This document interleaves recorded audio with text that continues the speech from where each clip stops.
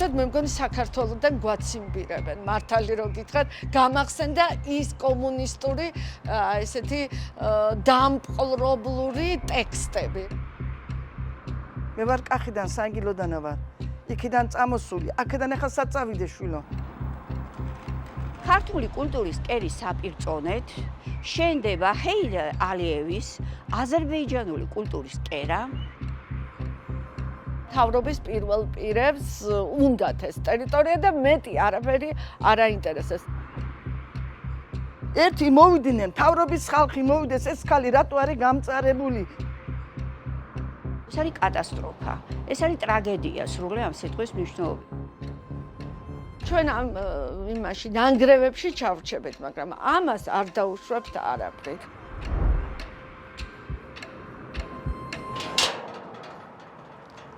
გამარჯობათ. თქვენ გორგასალის მეოთხე შესახვევში მოხვედით, რომელიც იბრაჰიმ ისფაჰანლის ქუჩით არის ახლა ცნობილი. ეს არის ის ეზო, სადაც მოვლენები განვითარდა 24 წლიდან უკვე რეალურად. სადაც შემოვიდა რაღაცა უცხო შეპესე, ეკონომიკის და საკრებულოს შორის შექმნილი ეჭვის მომტანი შეპესე, რომლებიც შემოვიდნენ ბულინგით, გვითხრეს რომ ეს თქვენი ეზო არ არის, მერერა რომ წითელი ზოლია და თქვენ გეკუთვნის ეს სახელმწიფოსია და დაუწყეს ჩემ მეზობლებს დაშინება.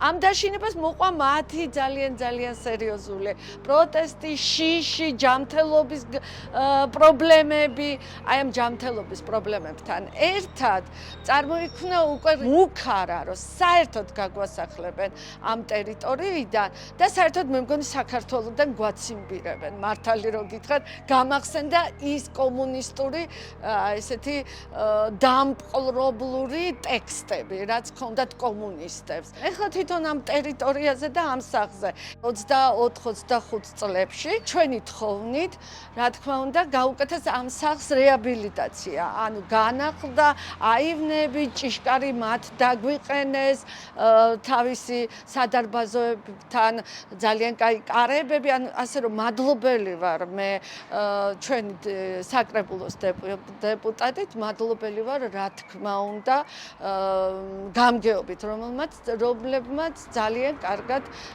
იმუშავეს ამ ტერიტორიაზე. ანუ აქ იგეგმება ჰეიდარ ალიევის სახელობის კულტურის ცენტრის მშენებლობა, რომელსაც ეწირება ძველი თბილისი. სეიდებადის უძველესი ნაწილი, რომელიც დღეს ქვემო ხარფუხის სახელით არის ცნობილი. ეს არის მოგეხსენებათ, ეს არის შუა საუკუნეების თბილისი, უფრო ადრეული თბილისიც, იმიტომ რომ ჩვენ ძალიან ახლოს ვიმყოფებით გალავანთან, გარე გალავანთან, იმ კართან, საიდან შემოდევდა განჯისკარის სახელწოდებით იყო ცნობილი, ჩვენ ალბათ გავივლით მერე და ვნახავთ. მე ვარ კახიდან სანგილოდანა ვარ. იქიდან წამოსული, აქედან ახლა საწავიდე შვილო. საწავიდე. უკვე აღარ ვიცი რა ვთქვა, ისე ვარ გაღიზიანებული მე თვითონ. ქართველ ადამიანს ეუბნები გასასვლელი ვარ, მე მithumetes სანგილოდანა ვარ, გასასვლელი ვარ. ერთი მithumetes ამხელა გულნატკენი ვარ. ერთი არც თავრობის მხრიდან მოსულან ჩემთან რაღაცა ეთქვათ, ქალბატონო რატო გტკივა ესე გული, ესე რატო იმით იღებ ეს გულსადგენად. ერთი არაკაცი არ შემოსულა ჩემთან, ერთი არაფერი არ უთქვიათ. ან იქით მეორე მხრიდან, თუნდაც აზერბაიჯანის საელჩოს მხრიდან ხო ყიდულობს, ხო ხედავენ რომ ხალხი უარზე ვართ რამე. ერთი რატო არ მოვიდნენ, რატო არ შეგვეკითხეს ჩვენ? სმასხარა დამიგდეს, მილიონს ითხოვს ეს ქალბატონიო. მილიონს რატო ვითხოვ? ერთი მოვიდნენ, ჯერ ჩემი სახლი არის, ჩემი წმინდა ადგილი. მე სანგილოდან მიწა მაქვს მოტანილი შვილო. მე იქიდან მიწა მაქვს მოტანილი. გზები არის ჩაკეტილი იქ. ვერ მივდივარ, გუშინ გასვენებას ბიზნესშვილი გავასვენეთ. ვერ წავედი, პატივი ვერ ვეცი.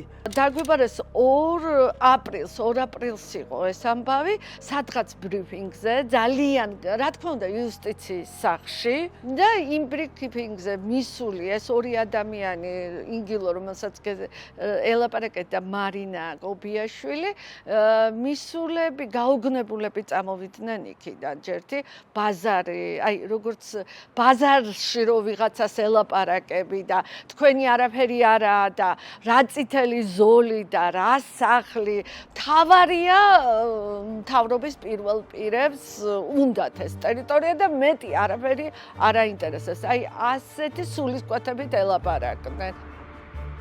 ყველაზე საინტერესო არის ის, რომ ეს ჰეიდარ ალიევის ეგრეთ წოდებული კულტურის ცენტრი იმ დოკუმენტების მიხედვით, რომელსაც მე გავეცანე, სხვანაირად როგორ შეიძლება ეს შევიტყოთ, ხო?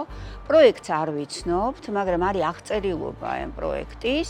ამ პროექტის აღწერილობის მიხედვით ეს იქნება რაღაც აი ჩვენი ისტორიული როსტომ მეფის აბანო იქნება მათი მონუმენტური კარიბჭე, საიდანაც ეს, იმიტომ რომ ეს ტერასული განაშენიანება, საიდანაც ისინი ამოვლენ ზემოთ, აი ესე გადასასვლელები იქნება და აქ იქნება რაღაცა სივრცეები, ბიზნეს სივრცე იქნება რაღაცა ესეთი მოზარდ მაყურებელთა თეატრი აზერბაიჯანული. შემდეგ მე ვნახე პროექტი, სადაც უკვე მოსწორებულია ეს გარემო, ლანდშაფტი აღარ არის, აბსოლუტურად ცარიელი მონაკვეთი არის და ისრით არის სწორედ აი ამ სახლის ტერიტორია არის ნაჩვენები. ეხლა ჩვენ რომ გავაანალიზოთ რამდენად მნიშვნელოვანია ჰეიდარ ალიევის კულტურის ცენტრი და საპირწონედ ჩვენ რას ვდებთ, ხო? დავინახავთ, რომ ეს არის კატასტროფა. ეს არის ტრაგედია სრული ამ სიტყვის მნიშვნელობით. ეს არის კულტურული ცენტრი, მართლა. ყველანაირი მიმართულების ხელოვანია ჩემთან ამყოფი. ამ ოთახში ძალიან ბევრი საინტერესო რაღაცები შეიქმნა.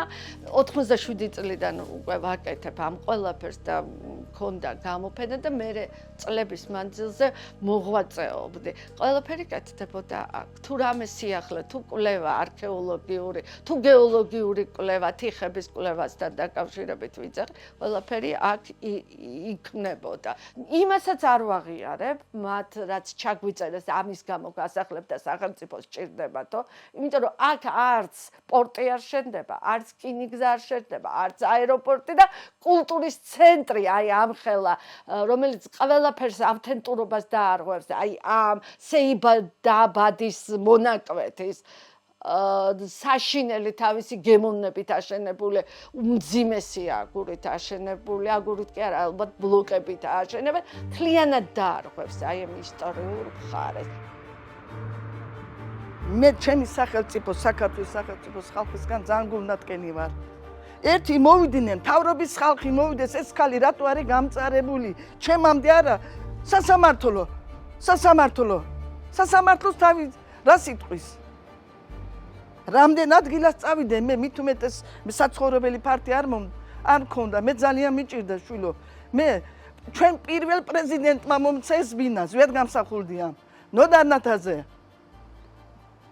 კოსტაბან ბატონ აცხონოთ მაგათი სული. ნანა ტრიჩიტიშვილი. მაგის შვილი ცოცხალია, ნათლიები არიან. თინი კოგდლიაშვილი, ხო ცოცხალია ის ქალბატონი. ერთის დაიბარეთ, ის ალაპარაკეთ, როგორ წვალებითო გაქვს ჩვენ ეს. აღმოჩნდა რომ ეს ხალხი ამ ხალხს საერთოდ არ აძლევდნენ. ახაც ვინც თანახმა იყო. პირველი სამის გასვლის შემდეგ 13 თავისთავად ზოგიერთი სხვათა შორის ბოლო აზერბაიჯანელმა მითხრა რომ ძალიან დიდი ზეწოლა იყო, ზოგიერთი ზეწოლით, ზოგიერთი ბანკის გამო, ზოგიერთი ამის გამო, იმის გამო 13 ოჯახი გავიდა. დავრჩით 10 ოჯახი, რომელსაც არ გვინდა გასვლა და აქედან 4 ოჯახს თუ იმთახას გადამიხდიან და იუსტიციის სახლის და სამხარაულის ტერორს გვერდს აუვლიან და ყველაფერს ჩაუთვლიან, იმ შემთხვევაში გავალთო. ეხლა ჩვენ ვიმყოფებით ორთაჭალის ბაღში, რომელიც ისტორიულად, აი ამის იქით სულ გადაშლილი აქვს წანესის ველი, სადაც ეს ისტორიული ომი მოხდა და ჩვენ ვიმყოფებით განჯის კართან, ეს თბილისის შესასვლელთან.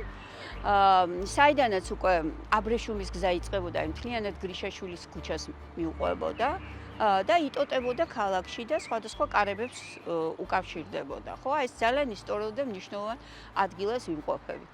ეხლა იმ არქეოლოგიური გათხრების დროს, რომელსაც მე უკვე მოგახსენეთ, ხო? ამავე დროს აღმოჩნდა ძალიან ბევრი ძვლები, რომელიც ლაბორატორიულად შემოწმდა და დადასტურდა, რომ ეს არის იმ მეომრების ძვლები, რომლებიც შეეწირნენ აი ამ ომს და დარჩნენ ისინი ამ ომის მსხვერპლი არიან და დარჩნენ ისინი აი ამ ბრძოლაში დაღუპულები. ეს ბაღი არის მორწყული აი ამ ძვლებით და სისხლით, თუ შეიძლება ასე ითქვას, აი ამ მეომრების, რომლებიც შეეძებენ. აი ზუსტად აი გვერდზე ვიმყოფებით, აი აქვე ვიმყოფებით. ქართული კულტურის კერის საპირწონეთ შენდება ჰეიდარ ალიევის აზერბაიჯანული კულტურის კერა, რომლის რამოდენიმე ცენტრი უკვე არსებობს საქართველოში. მე დავითვალე და არის 5 ცენტრი. ეს იქნება რიგით მე-6. ვინც გავიდა, აი ნახეთ თუ დროზე გადითო, აქედანო იცოდეთო თქვენო რა დღე მოგელითო. დარიკო დეიდა დროზე გაყიდეო, ვინა ისა მიეცი ვინა და გავიდეთო, თორე ეს თან მეშინია რა, პირველი შემთხვევა შვილო, სადღაც პაჟარი მოხდა, სადღაც რაღაცა მოხდა, მაგი მეშინია მე. ეს ლაპარაკიც მეშინია მე. გზაზე გასვლაც მეშინია უკვე მე. ეს თბილისელი აზერბაიჯანელი, რომელიც მე-5 თაობაა ჩემგან, მე 50 წელია და ის მე-5 თაობაა აქ ცხოვრობს. მას არ უნდა ამ ტერიტორიას და არც დატოვებს. ჩვენ აი ესე მე და ის ყმაწვილი ვიძახით, რომ ჩვენ ამ იმაში ნანგრევებში ჩავრჩებით, მაგრამ ამას არ დაუშვებთ არაფრით.